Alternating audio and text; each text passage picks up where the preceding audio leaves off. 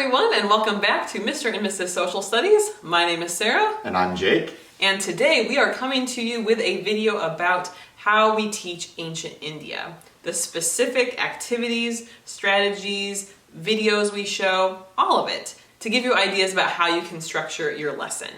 Shall we jump right in? Let's do it. So just like all of our units on Mr. and Mrs. Social Studies, we start off with vocabulary-based activities. We've got a word wall with a lot of the major words from ancient Indian history, including Hinduism and Buddhism and the Harappans and Mohenjo-Daro and all that stuff. Easy bulletin board. And so those activities, there's matching activities, there's fill-in-the-blank activities, there are the synonym and antonyms, and match up the vocab word with three words that are really similar. Quizlet link. Quizlet link, all the vocab stuff you could possibly want. Absolutely. And as I should have mentioned at the beginning, everything we mention here will be linked below. Some of them are free resources, some of them are paid resources, but it's all there for you in the video description. And you can also download a free PDF that has all of this listed, as well as an approximate timeline of how many days we would spend on each activity. So yes, the vocab activity is a great foundation. And then after that, we like to incorporate inquiry when we have. And I've definitely talked about inquiry in other videos on the channel where I talked about the QFT or the Right Question Institute. Slightly different variation of this, but still kind of the same concept. We have an Ancient India inquiry activity that is a great way to start off your unit. The premise of the activity is that students maybe don't have a lot of background knowledge about ancient India. And through the presentation of 8 different images, students have to not only describe what they see, they also need to make predictions about what they think the meaning or significance is of that particular image. And then there's a third column where that significance is shared from you, whether that's through direct instruction or from whole class discussion about the different images. And with this, you can actually really apply this particular activity with any possible unit, as long as you have some different images. But in this case, we've aligned them to ancient India. So there's a variety of different pictures. Some of it has to do with historical artifacts. We've got pictures of Mohenjo-Daro, geography-related images. So with this in mind, the students are not only getting a taste of what parts of India look like, and the visuals they might see come up later in the unit, but it also can be just a nice general framework to help students make these predictions first, rather than just giving them all the answers straight away. So we like doing that for inquiry, and it's got options. If you want to use it digitally, there's a slideshow version, and if you want to use it printed or even do a station activity, you could do that too. One critical part of understanding India, regardless of the time point in history, is the monsoons and how the monsoons affect life for the Indian population in the past and in the present. So we've got a couple of video links. One, just giving an overview of monsoons. We also have a video from earlier this year regarding how the Indian population is combating and addressing monsoons while the COVID-19 pandemic that we're currently in continues to be a factor. So in general, there's a lot of really good videos for monsoons that you can find on the internet. I hesitate to say good because obviously, well, you'll see monsoons are a little bit of they're necessary for life to continue on in India, but also they definitely do cause a lot of destruction and a lot of hardship as well. So it's a really powerful discussion that you can have with your students regarding how the same type of weather event or the same type of, I guess, geography-related event has its benefits and also has its drawbacks and its consequences. And another point to add on is if you're watching this in the distant future from when we uploaded it, which we are uploading this in 2020, you can also look up current examples of monsoons. Obviously, the examples that we have shown students over time have varied, and I think that does make it more meaningful when you can show your students that this is present, this is an issue every year. And obviously this year, with being pandemic times, is a little bit different of a response than past years, but it's still, modern day challenges. It's not ancient India from, the very far distant past. These are present issues now. After we've shared some videos of monsoons, I think it's only natural to further get into geography. And so to do this, we have basically a digital version of a mapping activity that is pretty standard. Obviously, more standard approach to a map. You've got a paper map and the students are labeling, but we wanted to take it a step further. And this is something you could apply to any other unit as well. And not only are the students having to, on a digital map on a Google Slideshow, correctly label the different areas, they also need to select an image of these different areas and put that right by the name that they've labeled. And this is just an extra way you can help your students visualize what these landforms or places actually look like, which gives a little bit more relevance than if they were just labeling things on a map. I know I labeled many a map back in my day of being a student, and well, I enjoyed it. I mean, I enjoyed geography. I can't say that those were necessarily very meaningful. So this activity is just a way to make it a bit more meaningful and understand and actually visualize what these places look like.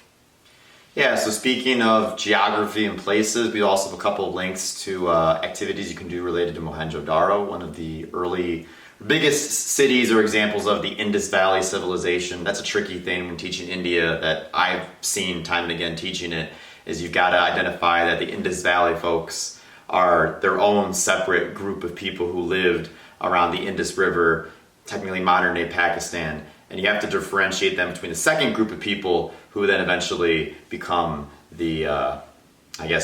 become India as we more so know it today. Mm-hmm. So a bit of a technicality there, but with Mohenjo-Daro, there is a really good video by National Geographic. It's one of their History 101 series videos that just kind of shows the an overview about what Mohenjo-Daro is all about, when it existed, the layout of the city, gets a little bit into like what mysteriously happened to them at the end. We're not quite sure if they disappeared due to natural events, if it was because of takeover due to another civilization or encounters with another group of people. But it gives a general overview. There's also a website from the British Museum that gets into Mohenjo-Daro a little bit more specifically as well. It's really old school, it's been around for a while, but it does have some good primary source information, other additional information. Obviously the British Museum is a very credible source, so if you're looking for extra information on that, it is there. Yeah, it was a bummer. One of your favorite resources, they archived the website, right? Professor Indus. Well, I think it was the British Broadcasting Channel, technically, that did that one. But yeah, he had a mustache. Well, that's not why it was great that the guy had a mustache, but when he talked, it quivered and... It was like an animated kind of activity. Yeah. I think there's still pictures of him out there if you want to Google Professor Indus. But it was I thought, a really cool little activity where he took you through Mohenjo-Daro and you got to check out some of the different sites and you got to work as an archaeologist. So yeah, rest in peace to Professor Indus. For sure. So next, building upon Mohenjo-Daro. I know this is something I normally share at the end of these videos, but we do have an early finisher activity we put together where it combines elements of Mohenjo-Daro as well as urban planning in general and budgeting. Students have to build their own Mohenjo-Daro. There are some different resources and amenities they can include, and it's got a cost of how many rupees it is, and they have a budget. They have a guideline for how many people need to be able to live in this city. So it's a fun opportunity, low maintenance, early finisher activity that students can participate in to sort of understand the thought process that goes into urban planning and some budgeting. So those are two skills that are not always taught in social studies, but can be like a fun little bonus enrichment. Yeah, absolutely. So a major part of our Ancient India unit, and it's a very difficult topic to discuss and present in a very sensitive way, is the caste system. Caste system is very comparable to here in the United States what we have dealt with racism and systemic racism. One resource is out there from Shell Education. They have this resource book with a simulation type of activity from several different ancient civilizations. But the one on there from India that I personally used with my class, or a modified version with my class for several years, it involves where you assign by chance, because the caste system, you are born into it. It is not something that you choose.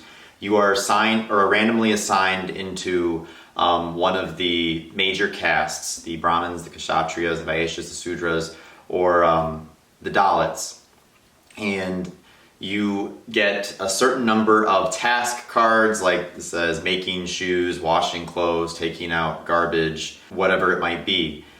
The actual task cards don't matter so much, but in that what you do is you tell each student, okay, based upon your level in the social hierarchy in the caste system, you get to give away a certain number of those tasks. So if you are in the top level, the Brahmin, you get to give away 4 of your 5 task cards to anybody who is lower than you in the caste system. And then if you are on the next level, you get to give away 3, and then 2, then 1. If you are a member of the Dalit group, you don't get to give away any, but you can potentially receive, and often do, if you are given that position in the activity, up to 10 task cards from the other people, other kids in the class. And so you can take it farther where then you actually, they have it where you actually can have them do the tasks. I personally stop it there because the point that's trying to be illustrated already gets across. With the inequality of it. If you are going to do this, again, you have to be, or my opinion, very sensitive with it, because the kids, many will, especially those who get the upper cards, they will gleefully give their cards away to the kids who are assigned the lower caste position. The kids who get the lower caste position, it sometimes depends. They'll either play it off as a joke, or you'll kind of see that they'll feel kind of bad that they're being given all these cards that then they can't give away. So it's really, really important if you do this that you have the conversation about what this means afterward. I found that it can be a powerful way to introduce this topic and get them invested as you go further into the social justice aspect of it. Because again, the parallels between the caste system and racism here, if you're from the United States, they're pretty strong. And one way that reason that I use this is that try to get them to understand by experience and point out, hey, you say that, oh, like this is all in the past, but here, look at what your actions were when you were given the power. And we get into a discussion. There's another level in the game where people who are at the top of the caste system, if you did have them go through and like complete the tasks, like that they get to change the rules of the game. Again, I don't really go into that part of it, but where you can ask them, so you can get this conversation, would you give up your power to make everybody equal? And a lot of kids, it is surprising, they will say, some will, of course, they'll say that they would, but many will say no.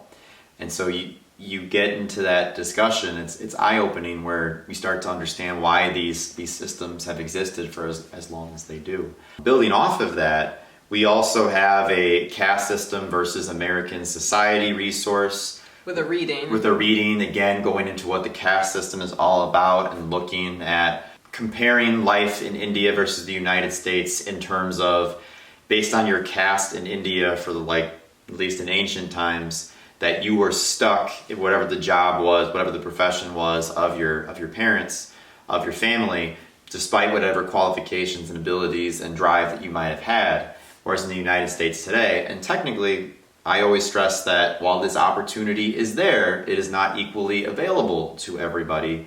I think a lot of the ways of like trying to show them with like these brief little simulations and exercises and activities, it helps get across. I teach 6th graders, so it helps get across to 6th graders a little bit more, something that they can see, these difficult, sometimes abstract concepts, especially when we're talking about, ancient civilizations, people who lived the other side of the world and thousands of years ago. Even with an issue like this today, it's still sometimes it's tough to at first relate to them. And then just one additional thing I'll add in here too, we also have a very brief activity. It's a Hyperdoc. It's for free. The Google Drive link is in that PDF you can get for free that we talked about at the start of the video. And it just got some different political cartoons and images to help students think about the legacy of the caste system today. And it can be a great reflection or final activity after the ones Jake has already described.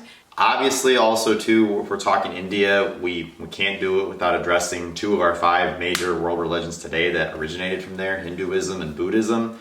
And so, kind of like with the caste system, but just what you would probably do for any religion or any faith that you're talking about, you do obviously want to be conscious of how you're presenting the information. Hinduism is especially very abstract and can be very difficult for sixth graders to understand if they're coming from a non-Hindu perspective. And so there's a great video link that we have here that you can use. It's a little long, but it does a great job of just highlighting what Hinduism is all about and depicting it and showing it in an easier to digest way. With some animation. With some animation, that's what we're trying to get to. And they cover some history too. So it covers the history of Hinduism, Buddhism, the same thing. There's a really good website, or a really good video, I should say. It's called like The Story of the Buddha, and it's like kind of like if it was an animated movie that shows the story of Siddhartha Gautama, how he became the Buddha, and a little bit about what Buddhism is. And again, it's presented in a way, this one quite a bit shorter than the previous one about Hinduism, but it plays off the idea that Buddhism is really established by a story about this person and what he decided to go through to uncover how to achieve peace and to try to end suffering across the masses. And so it does a good job of kind of introducing that concept. Absolutely. And then as far as what students actually do with this information, what we have done has evolved over the years, but something we've found to be valuable and also help with students organizing these different thoughts is using an ABC slideshow. Now, again, ABC slideshow could be used in a lot of different ways, but in this situation, we're taking vocab words from these different religions, and there is a variety of words. I believe nearly all the letters are represented between Hinduism, Buddhism, or both, the things that these two religions share in common. And so with this activity, it is differentiated. So there's 3 different levels depending on the abilities of your students. And students will figure out there's a list of words, or they can come up with words themselves, and they'll figure out what the definition of the word is, as well as which religion it belongs to, or both. And they use some color coding to help with that in their Google slideshow that they'll make. And we also include an image. So that we found is a great way that can kind of help organize these thoughts. And the premise of the ABC slideshow really works perfectly for that. So we also want to get into a little bit about some of the major leaders in ancient India history. So we've got Ashoka, we got Chandragupta Maurya, Chandragupta II, Siddhartha Gautama, obviously, who eventually becomes the Buddha. And so what we have is this is something that we have in several of our different units, but a job fair activity where the students are given resumes of some of these different leaders that show their accomplishments and highlights their careers and their lives. And they have, you get a list of about 20 plus different potential jobs that you can personally decide, hey, we're hiring for this job, we're hiring for this job. And the students get a little bit of actually career practice of having to be an evaluator, which is one of the highest levels on Bloom's taxonomy, and determine which one of the candidates or historical figures would best fit in that particular job based upon what they accomplished throughout their life. Absolutely, yeah. Tons of fun. I love that activity. And then as far as a fun and meaningful assessment, we end the Ancient India unit with a newscast. And the concept of a newscast can also be applied to many different topics, but we have different segments set up where students are kind of divided up into smaller groups, or even in some cases individual, and they put together a segment of some sort of news broadcast or news show. And in this, it's a nice way to kind of sum everything up that students have learned about ancient India in the unit. It's a group project, but not really, in the sense that everyone's working on individual pieces, individual roles or lines. And then for the performance day, when we actually have the newscast, it all kind of runs together and each person is performing their specific role in the newscast. So we've got several news anchors who not only help introduce every particular, I don't want to say sketch, but each particular section of the newscast, and help with transitioning between them, and are really essential for organization. And I know some students get very excited. They'll actually dress up, or they'll play some music, like a news intro music. They might have mugs ready to share the information. And then there's different people presenting about different parts. So the newscast features a lot of fun, short little snippets. So for instance, there are interviews that happen, such as an interview with archaeologists talking about details they found at or artifacts they found at Mohenjo-Daro. There can be segments for kids that are more so engaging, short little educational bits, such as about the timeline.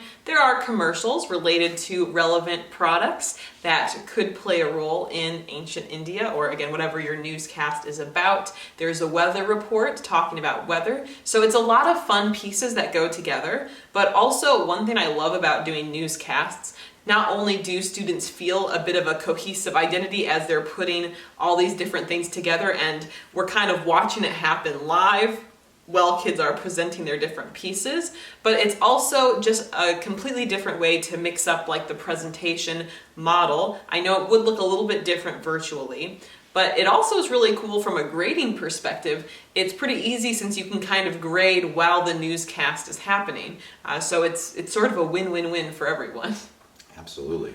But that wraps up our overview here of what we've used to teach ancient India. Like I said at the beginning, all of the links are in the description below, especially get that free PDF so you can see how long we spent on each activity and what this unit actually looks like. But thank you so much. If you have not checked out some of our past versions of this, we've got prehistory, we've got Mesopotamia, we have ancient Egypt, and we've got more coming too. So make sure you're subscribed as well, which you can subscribe right up here. We'll see you. Yeah, there. We'll see you. Okay. We'll see you guys next time. Bye. Bye.